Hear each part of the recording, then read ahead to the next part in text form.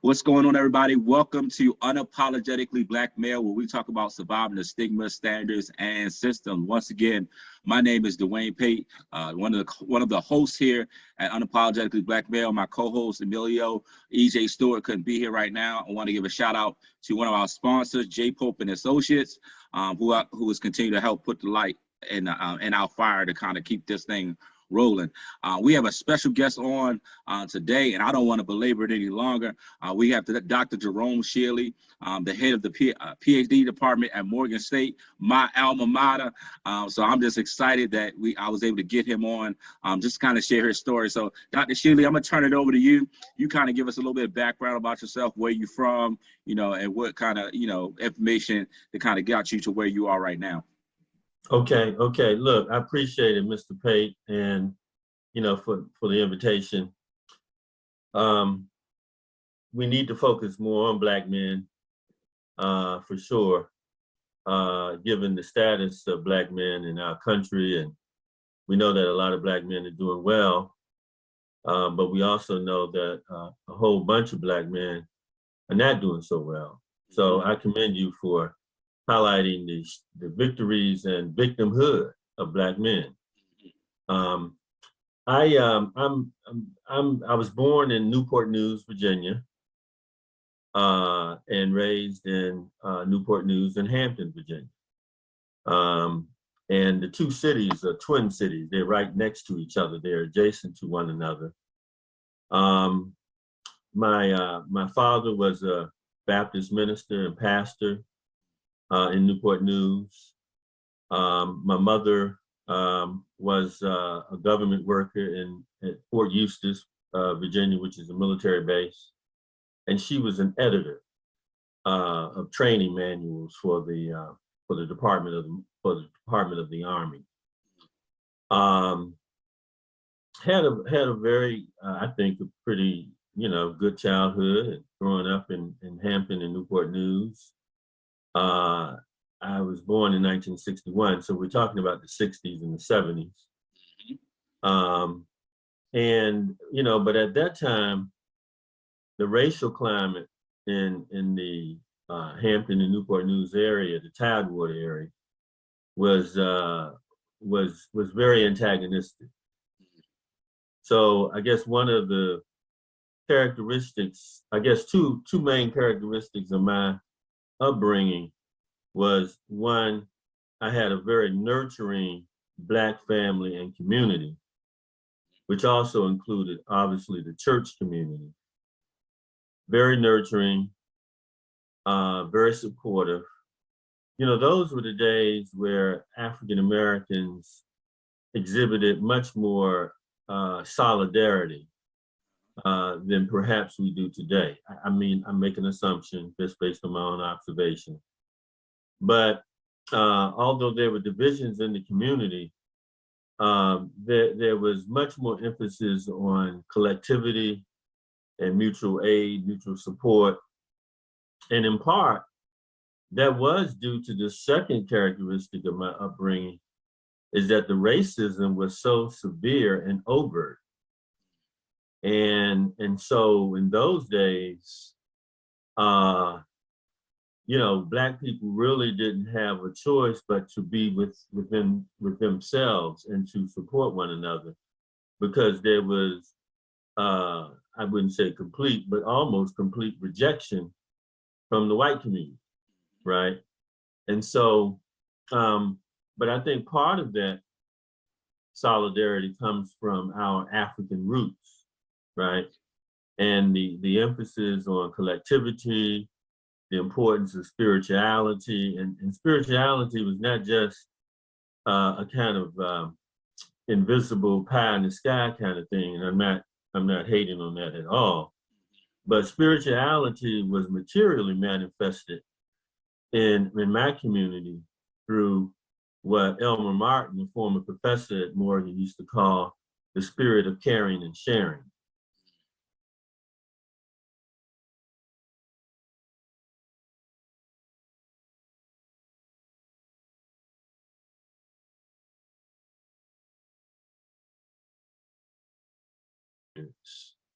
Of of spirituality. And so the African root part of the socialization was very prominent. Now, the adults didn't recognize Africa because Africa was very much stigmatized and defamed and vilified, you know, with the Tarzan movies and all of the kind of things that were not complimentary about the continent. But the cultural relics of our African roots continued and really influenced me significantly. So, you know, in my community, while you had biological mom and dad, you know, other adults really kind of served as a kind of collective parents, you know, and there was collective parenthood. I mean, they understood that they were responsible for their kids, quote, in the household, but they also had a kind of shared community focus, you know, and a kind of community consciousness that embraced all of us, you know, regardless of whether we were in the Schiele household or the Bailey household or the Brown household. We were part of a collective consciousness and a collective community that included some shared experiences, one of which was racial oppression, but also just the shared experiences of life, of just living day in and day out and raising children and et cetera. So I went to public schools. In those days, you know, our parents really didn't have a lot of money, and then private schools weren't that popular then. You know, so all of us, most of us, went to public schools, and so I participated in extracurricular activities. I was in the band in junior high school. I was a drum major in junior high school. I ran track, you know, in high school. So I was an athlete.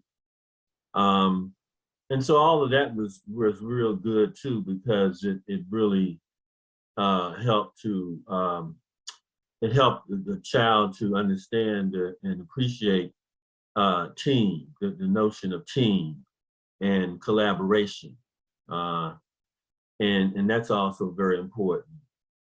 So I only have one sibling who, a brother who is 8 years older than me. So, you know, so my brother went to Morehouse College.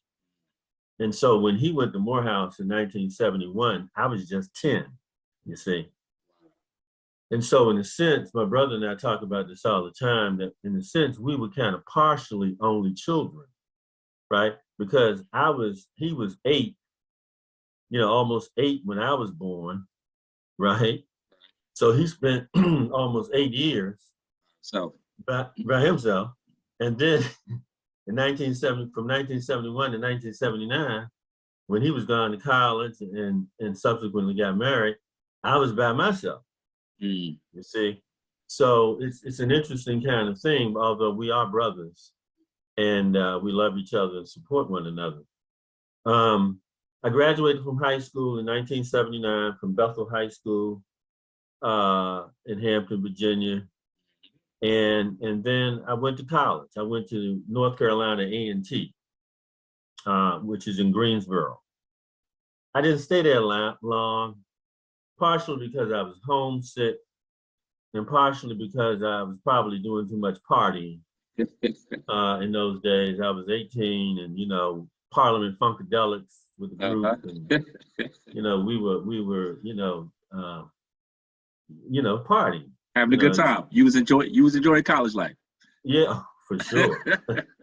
But, you know, I got a little homesick too. And so I called my father and I said, you know, Dad, I think I want to transfer back home and attend Hampton Institute. You know, and so they did, they agreed.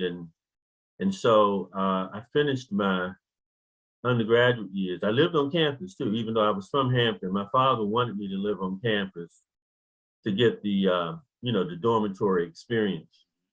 And even though I only lived about 20, 25 minutes away from campus. I mean, I grew up, 25 minutes away from campus. But nonetheless, I finished my undergraduate degree at Hampton in sociology. And there was a major experience for me. But let me just go back to my childhood. In terms of Black men modeling and having role models, my father was a major role model because he was a leader in the community. He was the pastor of a church, in a fairly large church in those days. He was engaged in a lot of community service activities along with my mother. So my parents really modeled the example of the social gospel, right? That while personal salvation is very important, and no doubt, but they also believe that there should be collective salvation, and that Christianity should be about addressing the pressing problems that people experience, particularly Black folk in those days. And so my parents were very much involved in the community. They were models of community engagement. And that really influenced me and influenced my later decision to go into social work as a profession. And then, of course, my brother was very influential too. He was 8 years older than me. And so by the time I graduated from high school, he had almost a master's degree, you see.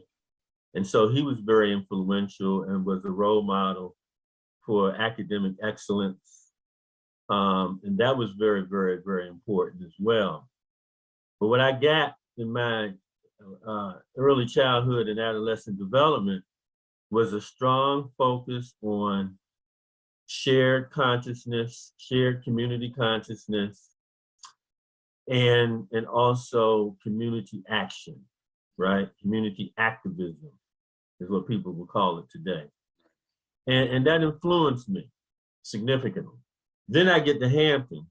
I was still partying, by the way. Of course, because I've heard about Hampton and A&T. Yeah.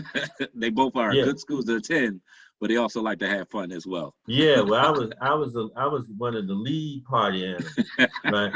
Okay, in those days.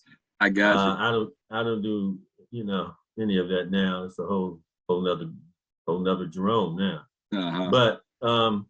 But the bottom line is that I met a very key person who would influence my career.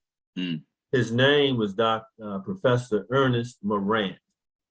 Okay. And he was a professor in the Department of Sociology. And at Hampton in those days, social work, the sociology department had two concentrations. One was in social work and one was in criminal justice. And so while I was a sociology major, I focused on social work because I was interested in the kind of social problem focus that social work had and continues to have. And Professor Morant used to teach in the social work concentration. And he and I, he was my professor, but we also developed a friendship, And sometimes that happens with students and professors. It happens a lot sometimes. Sometimes it doesn't. But, the relationship is more than just a professional's quote relationship. You become, kind of friends. In this case, he really became a major mentor for me. And he basically was, an activist in the 1960s. He was from New York. He was a social worker and so we talked a lot about the 1960s, particularly, the debate between the Black nationalists and the integrationists, the Malcolmites and the Kingites, and the notion of Black self-determination and the Black nation, and what does that mean? So we had a lot of conversations about the conditions of Black folk, why we were in those conditions, how we could get out of those conditions, those adverse conditions. Mm-hmm. We talked about sports. You know, he was a big fan of Dean Smith and the University of North Carolina basketball team in those days. It was really very hot in terms of college ball. We talked about women, you know, we talked about sports, we talked about politics, and we talked about what I wanted to do with my life.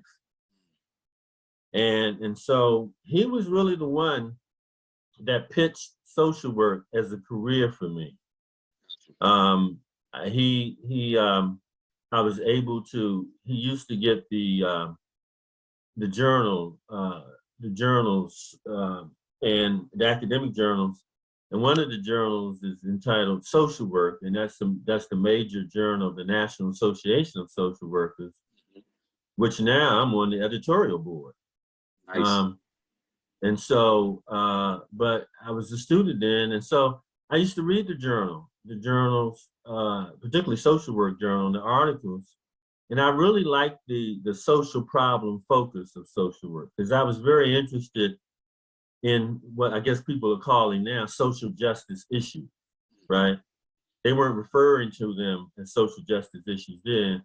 They were just referring to them as racism, poverty, etc. And so I knew I was very interested in these social problems. I wanted to not just study the problems, but I also wanted to be a practitioner to try to address and resolve these problems.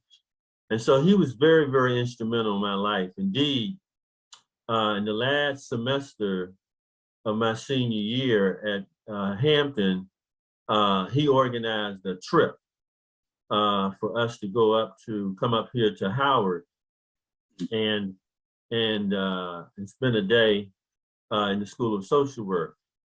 Because at that point, I was thinking about just going straight through and getting a Ph.D. in sociology, right?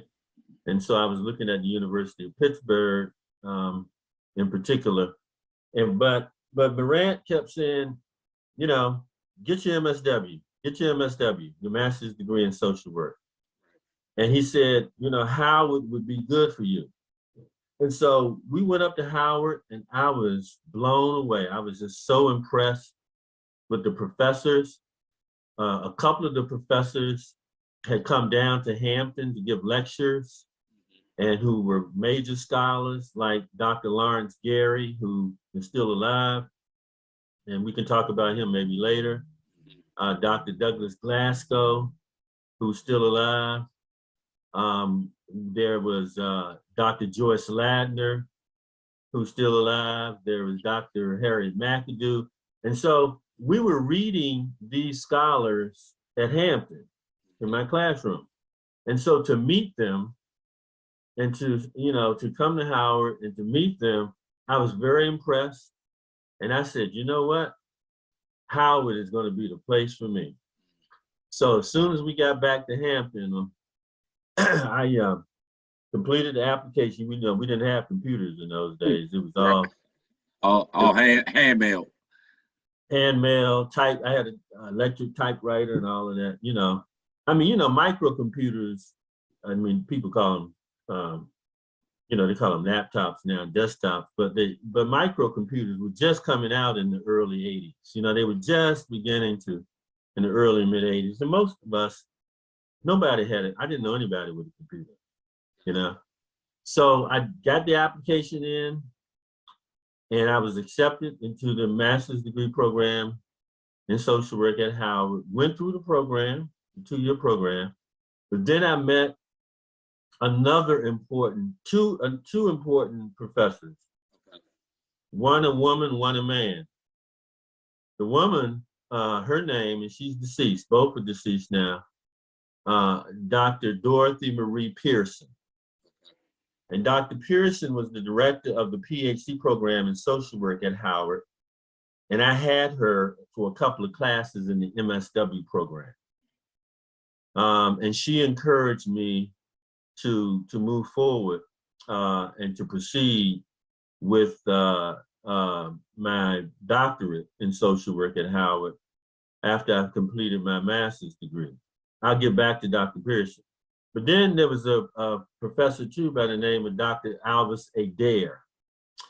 And Dr. Adair was very instrumental in my life because, again, he was one of these professors that you could go by and shoot the breeze with, you know? You could talk about politics, you could talk about sports, you could talk about this and that.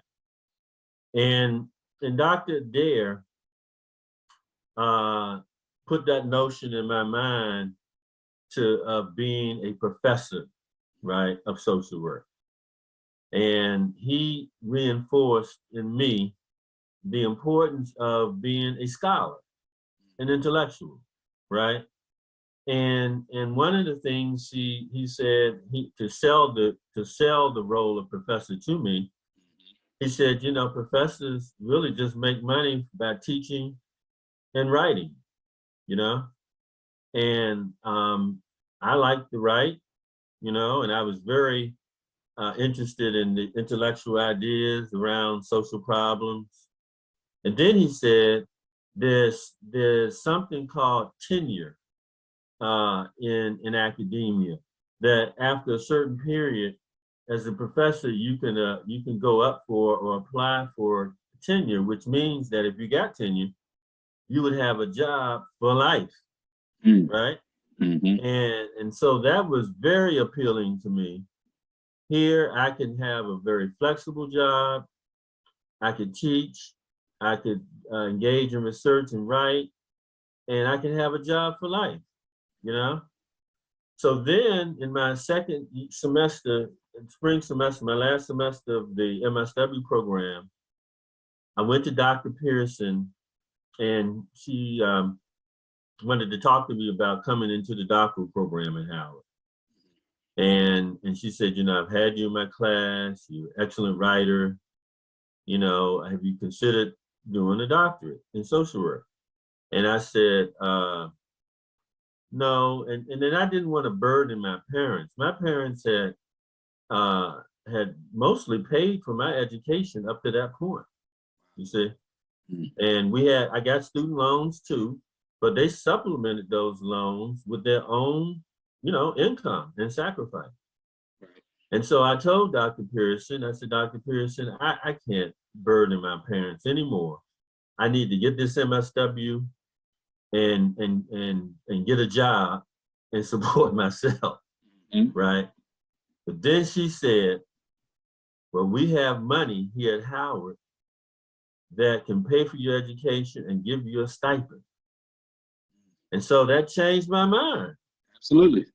You know, and I would love to say that the reason I went into the doctoral program is because of my intellectual interest and proclivities, which is partially true. Right. But it was because Dr. Pearson said, we have the money to pay your way. Absolutely. That's going to get you every time. Right. And it got me. And all praise is due to God for Dr. Pearson.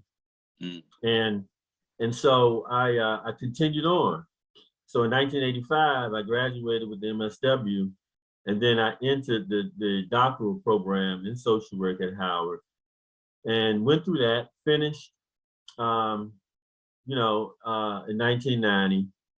And since 1990, it's hard to believe this, you know, coming up on 32 years, I've been a professor of social work.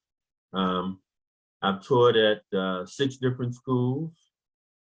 My first university was the State University of New York at Stony Brook, which is on Long Island, New York.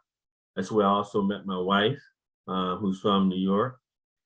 I then taught at Clark Atlanta University for a number of years. Then I taught at Norfolk State University.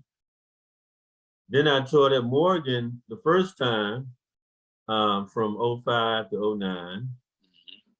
Then I left Morgan to go to the University of Georgia, who just recently won the football championship. Yep.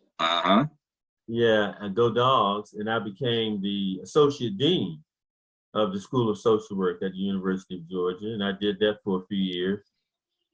Then I came back home. My mom got sick, and I wanted to come back up to the Mid-Atlantic, and I took a job as a dean at Bowie State University in Bowie, Maryland. And I did that for about 5 years, and then taught a year there too. And then Dr. McFadder, Dean McFadder, who's the dean of the School of Social Work at Morgan, called me and in 2018 and said, "Hey, would you like to come back to Morgan?" And so I said yes, and I submitted my application. And so I'm currently the director, the chair of the Ph.D. program in social work at Morgan. And I was the founding director when I was at Morgan the first time. So that's kind of an overview of how I got to this point in my life. Absolutely, and I thank you for that. For the history that you kind of shared. When you look back at your life, like what has been like that moment that really stuck out to you, besides the one that you mentioned, that like has been like that was like an actual struggle that you had to kind of overcome? Was there anything else that may have came up that, besides, I know living during that time of like segregation and this kind of like the racism, I know that was kind of a pivotal time and just kind of really lean on community. But were there any other experiences that like really stand out, say like this kind of changed my mindset and to pushing me to where I am right now? Well, it was really a couple of things. It was really the mentorship of those three people that I mentioned, particularly Ernest Morant and Hampton, because, I really didn't have a lot of self-confidence, and although I was around models of excellence growing up, personally, I just didn't believe in myself. And so what Ernest Morant did, and then later on, Dr. Adair and Dr. Pearson, is that they were able to get me to understand that I had great potential, right? And just by talking to them and by their own guidance and our discussions. And so the pivotal moments really were meeting those people, right? And because they addressed what in me, they addressed my lack of self-confidence.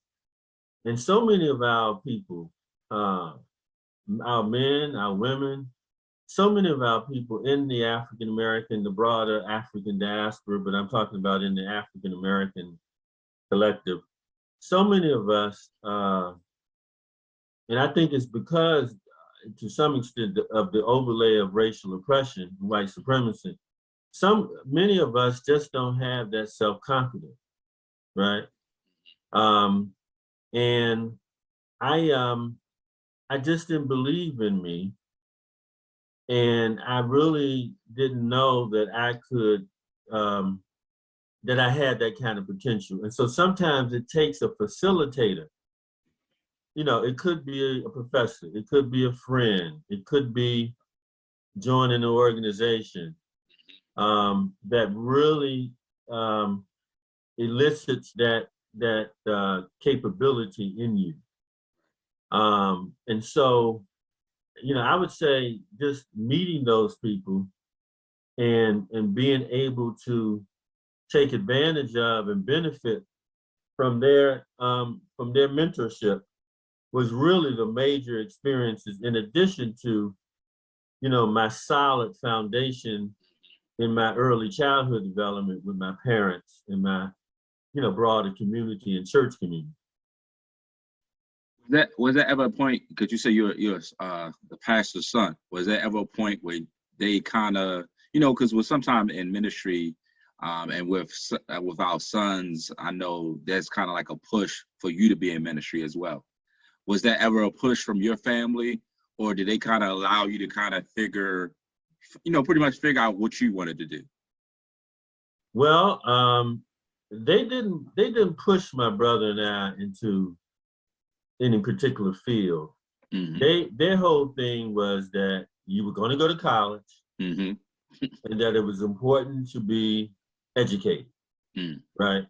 So, in addition to supporting and encouraging community engagement and personal and family responsibility and God consciousness, they also they also pushed education, but they didn't say, oh, I want you to be a lawyer, a preacher. But see, my brother, on the other hand, he had the proclivity and the characteristics when he was younger to be a preacher. And I don't know, he may have said to them he wanted to be a minister. I'm talking about when he was in high school. I don't know.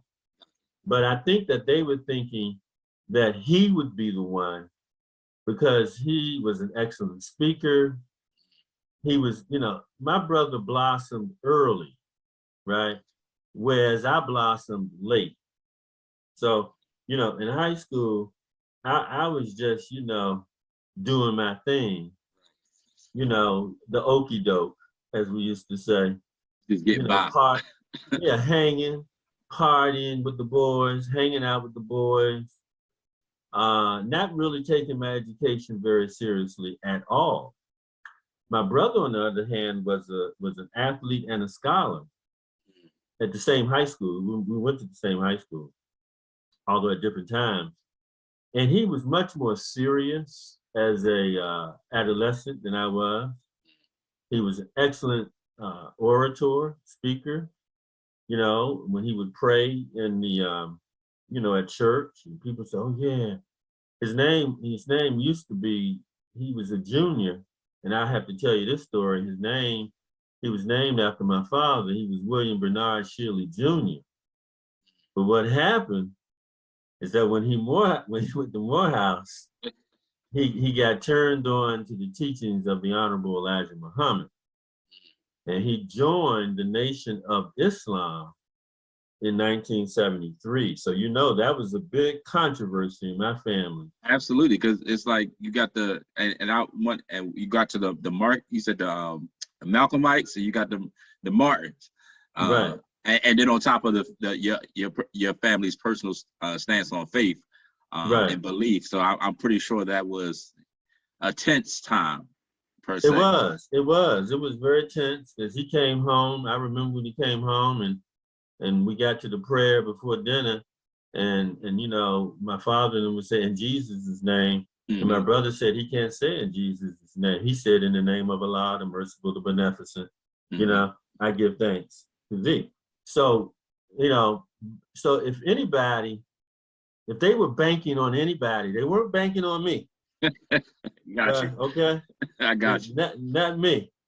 They saw me as kind of a goof off, and but they were banking on my brother, but then they were highly disappointed, obviously, when he joined the Nation of Islam, because he went into a whole nother religion with a whole nother theology. And by the way, I'm not trying to put a plug here, but I write about this experience in one of Naeem Akbar's books. Naeem Akbar is a psychologist. He was a well-known lecturer in terms of Black psychology and African psychology. But he has a book called Akbar Papers in African Psychology, and I wrote the foreword to the book. And so I write about how I met Dr. Akbar. And so my brother and Dr. Akbar, who was Dr. Weems then, joined the Nation of Islam around the same time in Atlanta. Dr. Akbar, who was Dr. Weems then, was the chairperson of the psychology department at Morehouse. And my brother was a student there. And so they joined around the same time. And so I met Dr. Akbar through my brother when my parents and I went down to Atlanta to check out this Muslim thing, and to see what this thing was all about. But yes, he was the one. And even subsequently, he became ordained as a minister about 10 years ago. Okay. Doesn't have a church or anything like that, but he did go through the process. But no, they never looked toward me in that regard.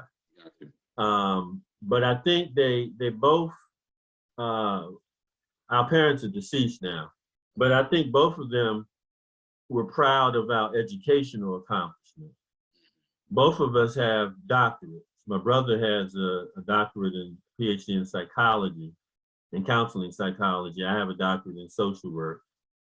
And I've had a major academic career as a scholar. My brother also was a college president at Tougaloo, which in Jackson, Mississippi. So I think, that push that my parents, they really pushed it, education. And both of them went to college. My mom didn't finish college, but my dad did. And they pushed education. And they said education was the key to upward mobility.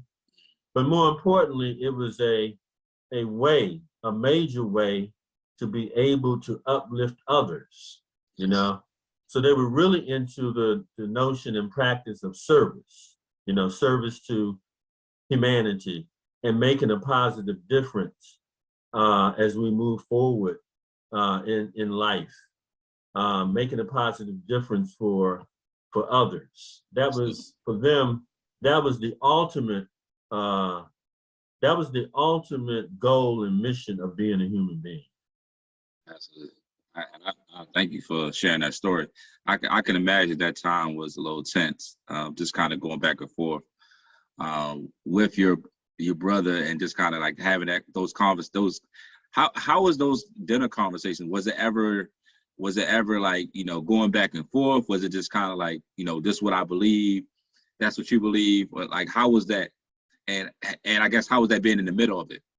Well, we were kids. Okay. I was a kid. So when he came home that time, my cousins from California were in town. Because see, my father was from Louisiana. Okay. And his people migrated west. That was the westward migration of Black folk from Louisiana, Texas.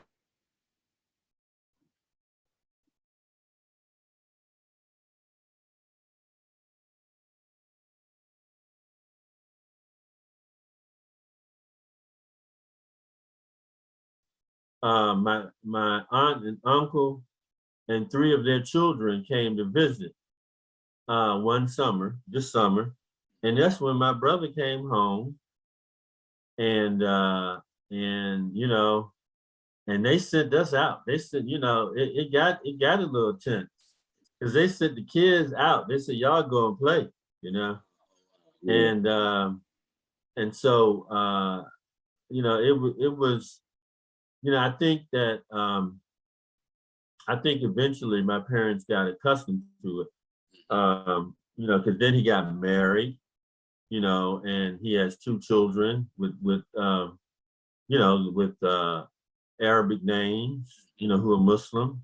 And so, I think once he got married and he had children, I think they eventually got accustomed to it. But obviously, as devout Christians, their whole position was, Christianity was the right way, So, but I think eventually they really had no choice, I guess, at that point. Because at that point, he's grown. Right, he was grown. And then he got married. Right. And so, I think things actually kind of smoothed out over the long haul. Mm-hmm. But, you have to talk to my brother. Maybe you can interview him. Yeah, that would be cool if that's possible. Yeah, I'll give you his I'll let him know and he can get in contact with you. But for me, I think my brother joining the Nation of Islam gave me another narrative to help explain white supremacy in America, right? Yep. So I the got it. narrative that I grew up with, that I mostly had, came from, progressive Black ministers like my father, and, that narrative was more of the kind of Martin King civil rights narrative. Right. Nonviolent. Right. That's right. But yet, we should engage the community. We should engage in protests. We should force the white powers we should force them into fairness, And so that was the narrative that I had for a long time. Then my brother joins the nation. Then I hear a more of a Black nationalist, Black self-help narrative that really said, reject the white man and his society. Let's do for ourselves, And then what was really interesting too is that in the Nation of Islam, Elijah Muhammad taught that Black people were the original people, you see. So that was very appealing to me too. I'm like, Black people were the original people, Come on, I thought it was the Greek and the Romans, the white people, So that was very uplifting. And really, as I got in college and I started reading more, particularly when I got to grad school, I became very interested in what people now call the Afrocentric, African-centered paradigm of social work, of psychology. And so I started reading a lot of the Afrocentric historians like Dr. Ben and Dr. Malana Karanga, Dr. Malefi Asante, and Dr. Abanga, and others, and I began to read more about the history of our people prior to 1619, and I felt even more empowered as an African American, and so that whole narrative about the original self, the original people were Black people, and then going back in history to see that, yes, that is indeed was true in the Nile Valley, that our people predate the Greek and the Romans by 2,000 to 3,000 years, you see. Actually, the Greeks and the Romans are Johnny-come-latelys. And so, so that really was a 180 spin for me. And that really excited me and motivated me. And so I started reading more in the Afrocentric literature, people like Dr. Akbar, Wade Nobles is another guy who, psychologist who was very, very popular, who influenced my thinking. We mentioned, Malefi Asante's work, Malana Karanga. There was another psychologist by the name of Joe Baldwin, but he changed his name to Kobe Cambone. He was very influential. So I started reading. Then I started at Howard beginning to write papers, classroom papers, from the Afrocentric point of view, right? And in my doctoral program, my first publication that I had, which was published in 1990, came out of a paper, a classroom paper that I wrote for communities and organizations class at Howard. And so, I began to publish as I finished Howard. I began to publish more in that area.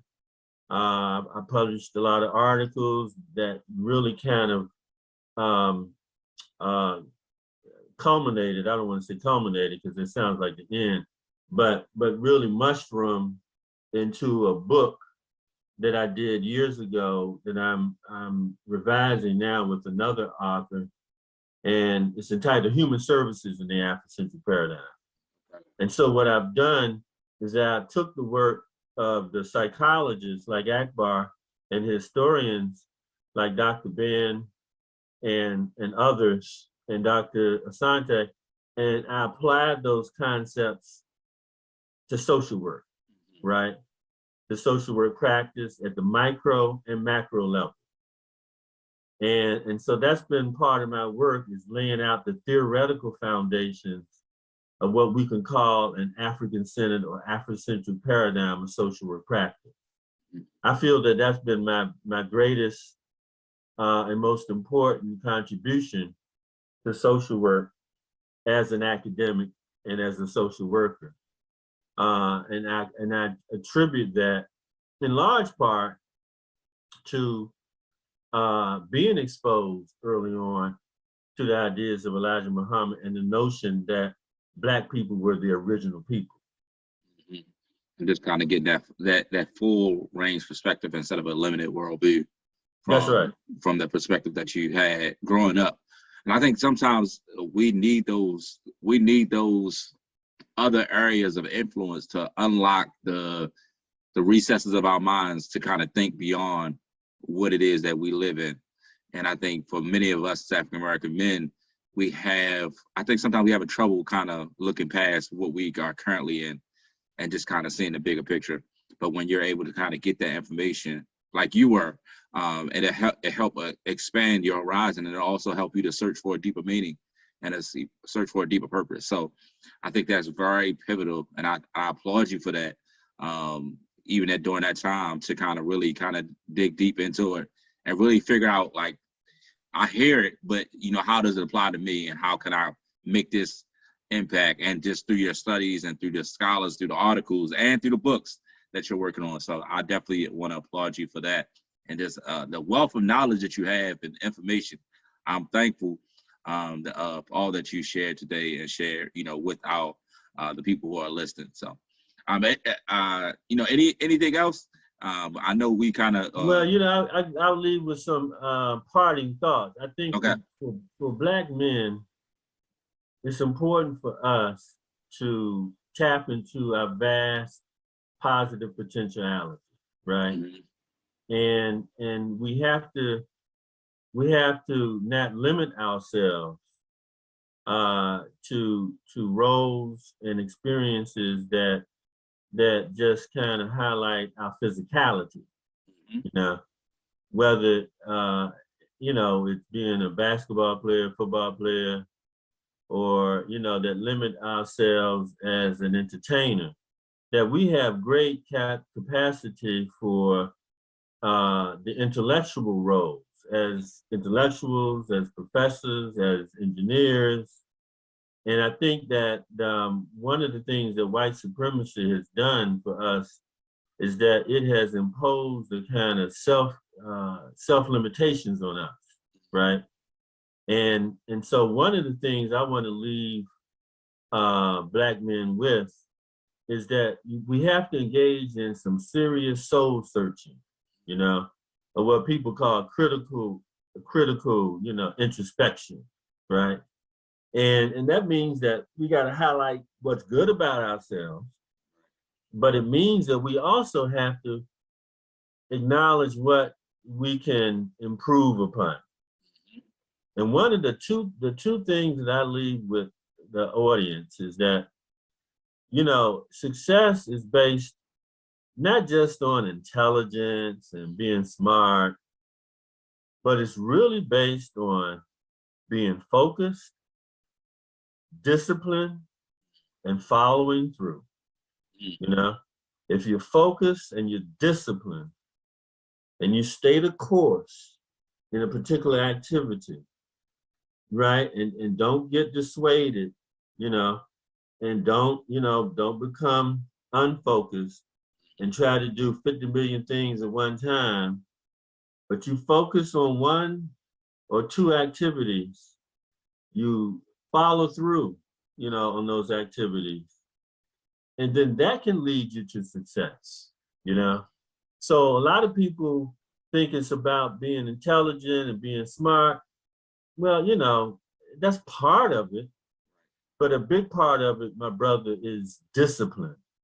Being able to put in the time, to focus on the activity, following through on that activity, and completing that activity is really, I think, the major attribute of success. And we're going to close out on that. I think that was perfect. So once again, thank you for joining us on Unapologetically Male. Thank you, Dr. Schiele, for your time today.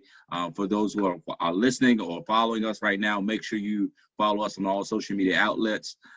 Click like and subscribe to our YouTube channel, and make sure that we continue to share this information so that we can continue to impact the lives of African American men as we seek to survive the stigma, standards, and systems.